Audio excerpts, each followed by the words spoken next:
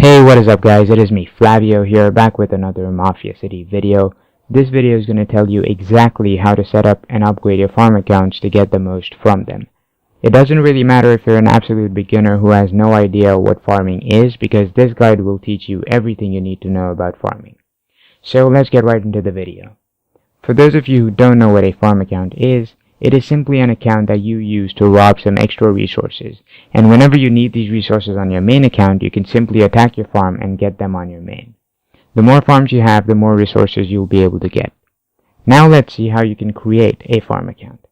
So to create a farm account, you'll have to click on your avatar at the top left and then select Settings, then go to Account and finally select Start a New Game. Now before you start a new game, make sure that your current account is bound to Facebook or Google Play, otherwise you'll lose all of your progress. Once you start a new game, you'll have to complete the tutorial first. Once you're done with the tutorial, make sure you bind your account immediately by going to Settings, Account, and then selecting Bind Account. You'll have to bind your farm account to a different Facebook or Google Play account. Once you're done binding your account, you'll want to teleport your farm account to the city that your main account is in. To do this, you'll have to go to the map and open the city map. Then select the globe option at the bottom left, which will take you to the world map. From here, you'll be able to move to the city that your main account is in. You can only move your farm account within 3 days of creating it and before it reaches mansion level 6, so try to move it as fast as possible. So that's how you create a farm account.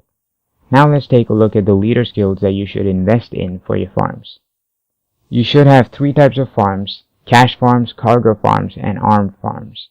All your skill points for your farm should be invested in growth. For cash farms, you'd want to invest in cash skills. For cargo farms, you'd want to do cargo skills. And for armed farms, you'd want to invest in armed skills.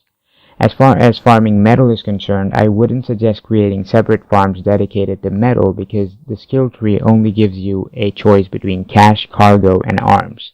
Also, to unlock metal skills, you'll have to reach level 31, which will take quite some time to reach on your farms.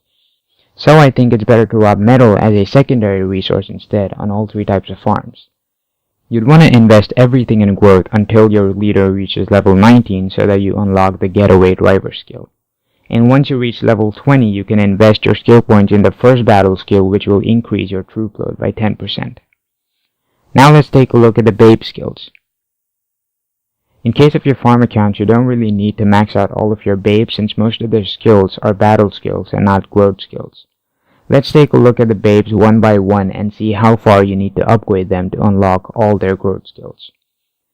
Let's start with Diana. You'd want to get Diana to 180 favor at least, since that will unlock all of her resource production skills and troop load skills. For Mai, you'd want to get her to 300 favor to get the advanced gem making skill. Grace is the only babe that you'd want to max out on your farm accounts. The first 2 skills of hers increase the hospital capacity by 3000, and the last 3 skills increase the training size by 150 and the troop load by 10%. For Catherine, you'd want to get her to 270 favor to increase hospital capacity by 5000.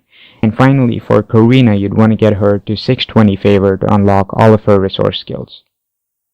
And now for equipment, you'd want to do the ones that increase your hospital capacity, troop load, and in case of your cash farms, your cash production. In case of investment, you'd want to focus mainly on resource production and resource robbing speed. You also want to do the ones that increase your troop load, hospital capacity, healing speed, training size, training speed, durability, and gem making speed. Now obviously, you'd also want to invest in Crime Ops Crew when your mansion reaches level 6, level 11, and level 20 to unlock extra marches, which will allow you to rob more resources. If you're done with all of these properties, then you'd want to invest in troop upkeep, the equipment properties, and also in metal production and robbing speed.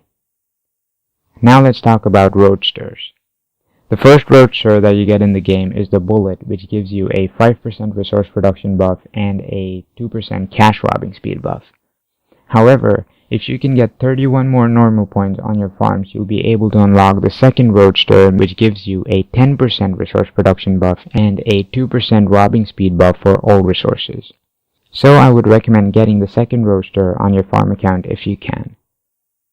Now let's take a look at the buildings and troops.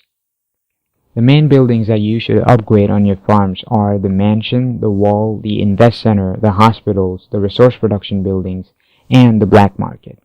If your farms and main account are in the same clan, then you should also upgrade the clan clubs so that you can reinforce them if they get attacked.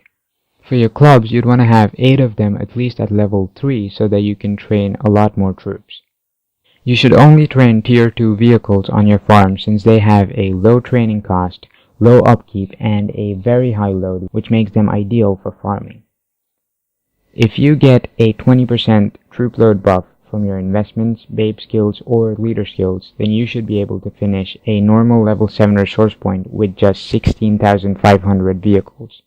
This means that you only need 82,500 tier 2 vehicles to rob 5 level 7 resource points.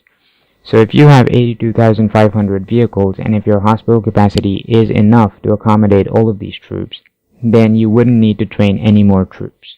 At this point, you can get rid of all but one of your clubs and build smelters in place of them.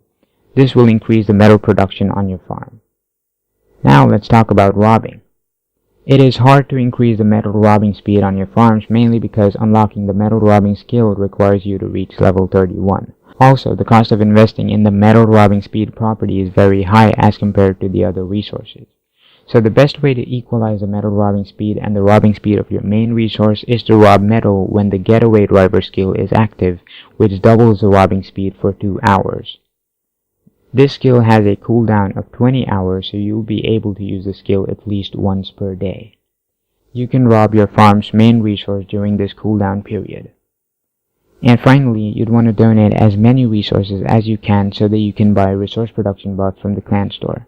Using these resource production buffs will allow you to get way more resources than what you donate, especially if your resource production buildings are at a high level.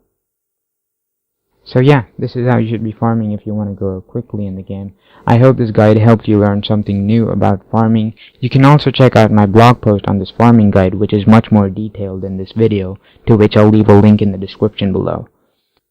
Thanks for watching the video, guys, and I will see you in the next one.